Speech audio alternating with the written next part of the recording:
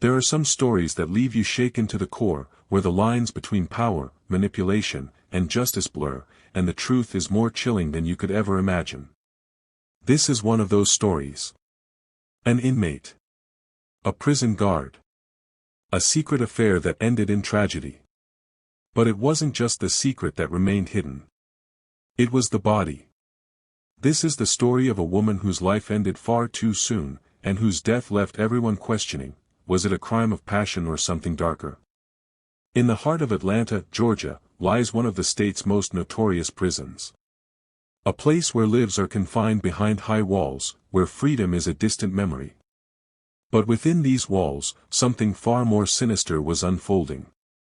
Marcus Fields, 38 years, wasn't just any prison guard, he was a highly respected officer, known for his discipline, leadership, and spotless record. A decorated officer in the Georgia Department of Corrections, he was someone his colleagues looked up to, a man who had built his entire identity around being a law-abiding, authoritative figure. He mentored younger guards, gave motivational speeches about rehabilitation, and attended charity events for at-risk youth. He was the role model, the officer who was supposed to be incorruptible. On the outside, Marcus was everything a correctional officer should be, a man of order, a symbol of justice inside a system designed to break people. But beneath that polished reputation, something much darker was brewing.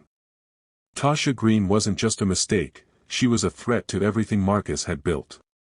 If their secret affair came out, it wouldn't just be a scandal, it would be the end of his entire career, his marriage, and the respect he had spent years earning. The Georgia Department of Corrections had a zero-tolerance policy for officers engaging in relationships with inmates. This wasn't just an ethical violation, it was a criminal offense. If exposed, Marcus wouldn't just lose his job, he could face serious legal consequences and even prison time.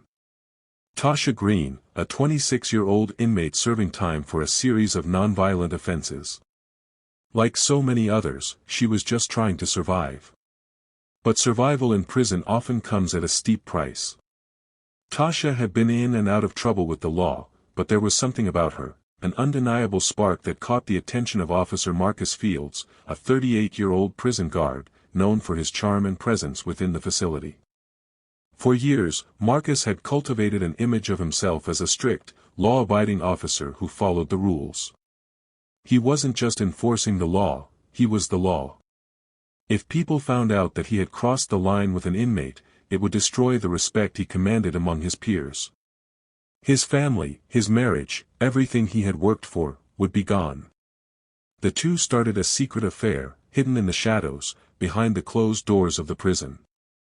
But affairs like this never stay secret for long.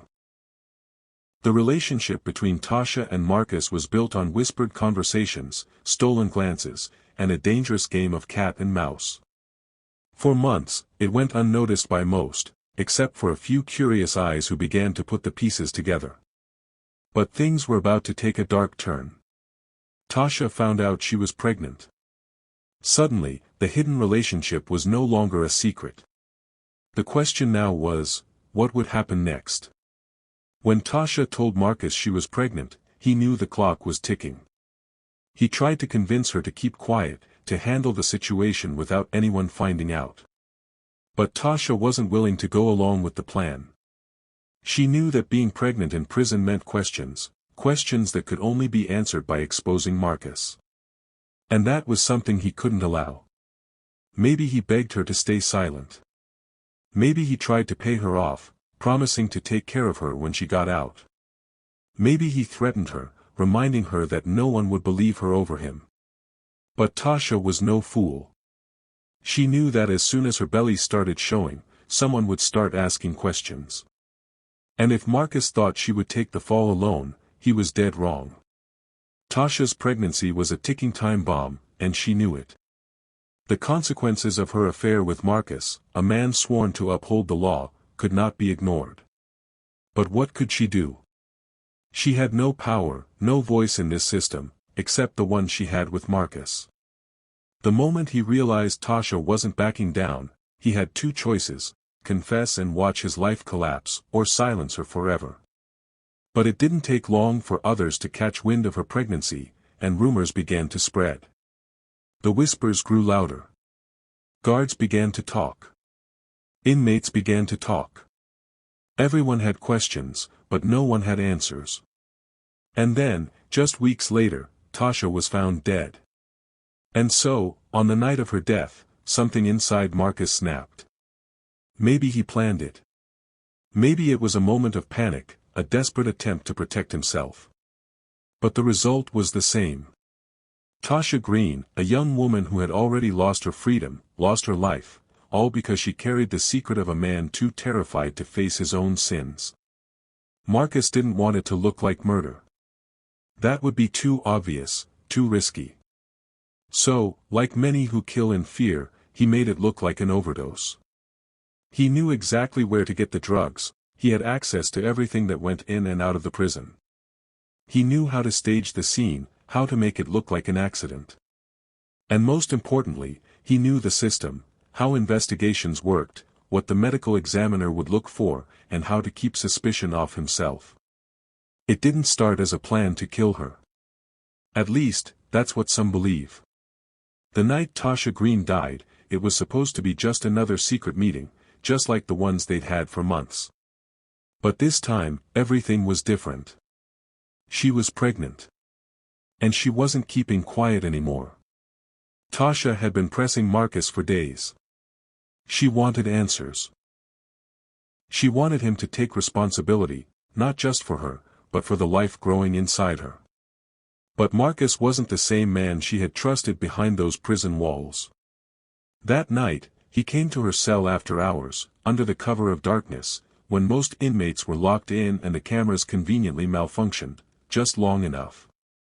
The argument started in whispers, but it didn't stay quiet for long. Tasha was crying, frustrated, angry, scared. "I'm not hiding this, Marcus. You think I'm gonna take the fall for both of us? For your mistake." Marcus's jaw clenched. He tried to reason with her, but she wasn't listening. "Not this time. You're supposed to be a man. A father," she said. "But you're just a coward in uniform."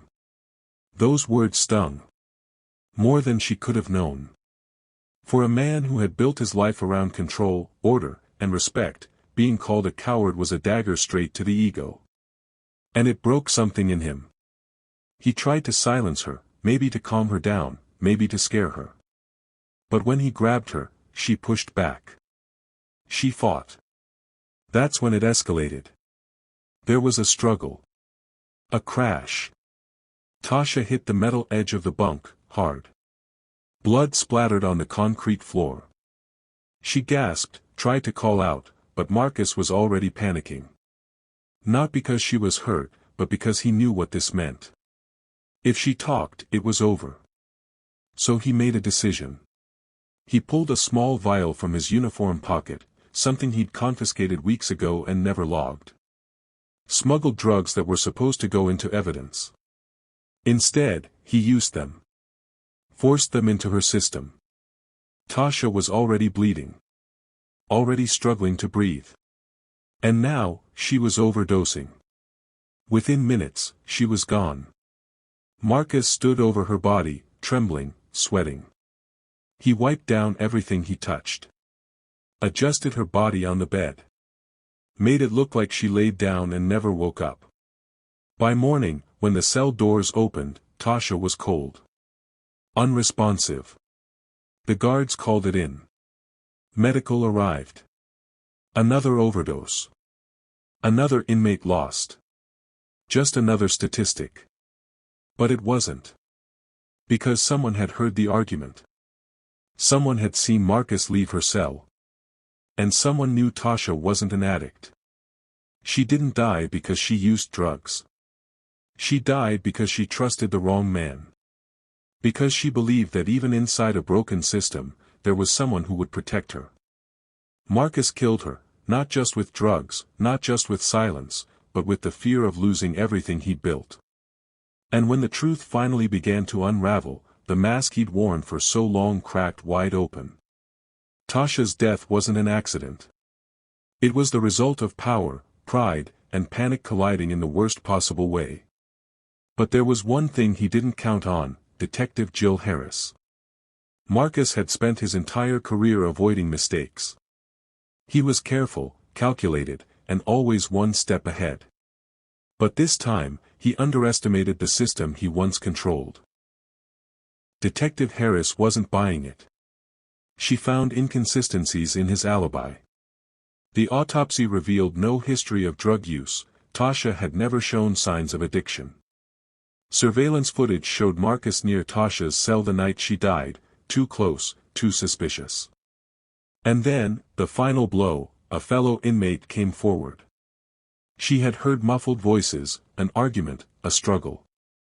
She had seen Marcus leaving Tasha's cell that night, looking shaken.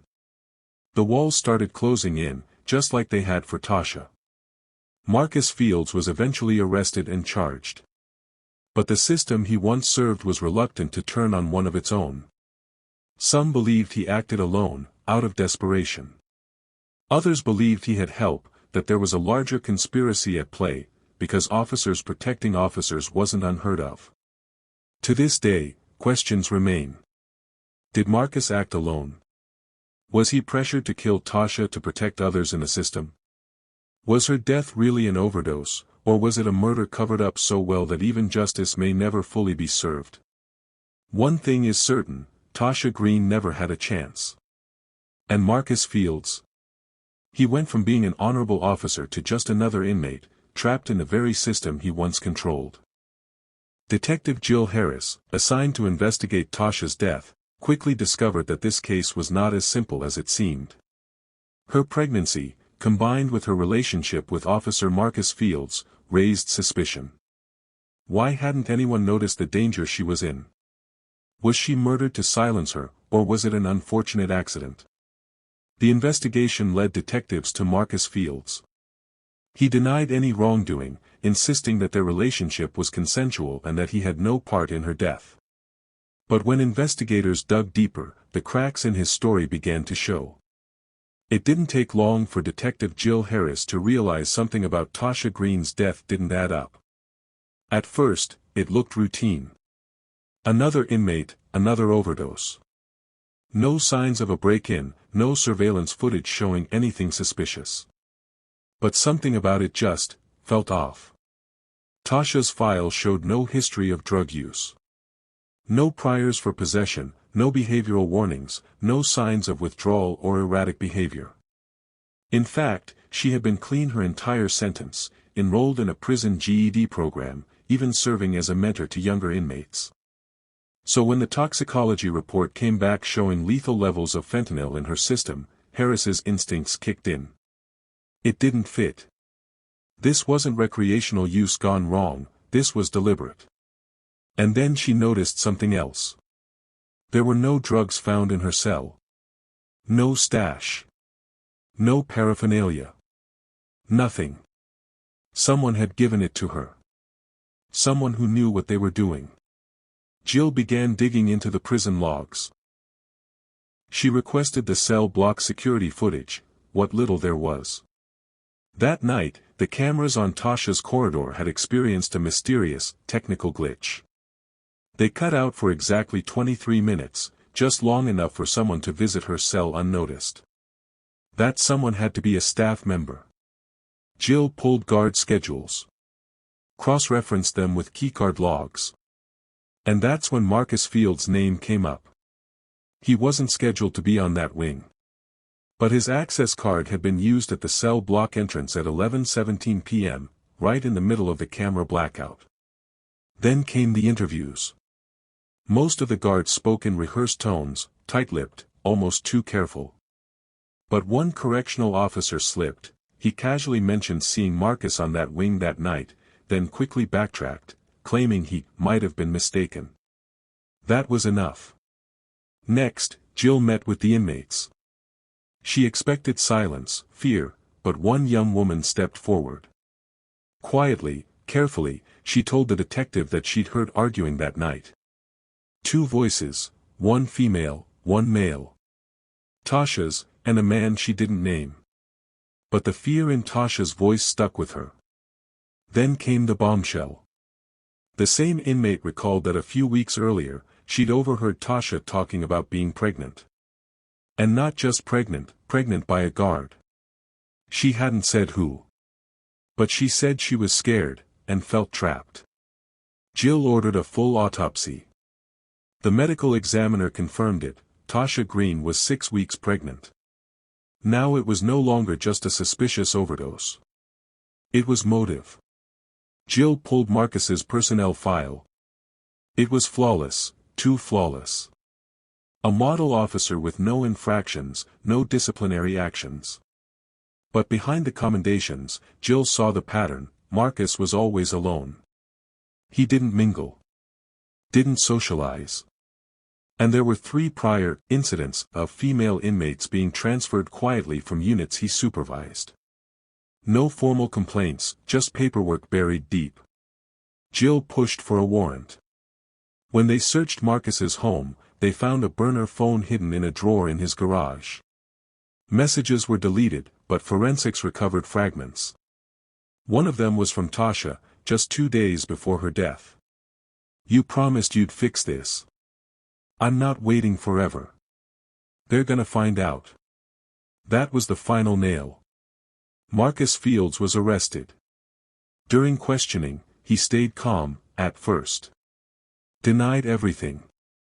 Claimed he barely knew Tasha. But the evidence spoke louder than he did. The card swipe. The blacked-out cameras. The witness testimony. The pregnancy. The burner phone. Everything pointed to one truth: Marcus had something to lose. And he was willing to kill to keep it buried. Detective Jill Harris didn't just crack the case, she exposed a system that allowed a predator to hide behind a badge for years. And in the end, Tasha's voice, through fragments of memory, whispers behind bars, and traces of digital evidence, was finally heard. The trial of Officer Marcus Fields gripped the city of Atlanta. What began as a quiet investigation into an inmate's mysterious overdose had unraveled into a scandal that rocked the entire state corrections system. From the moment Marcus entered the courtroom, dressed in a county-issued jumpsuit instead of his former uniform, the illusion shattered. No more polished boots.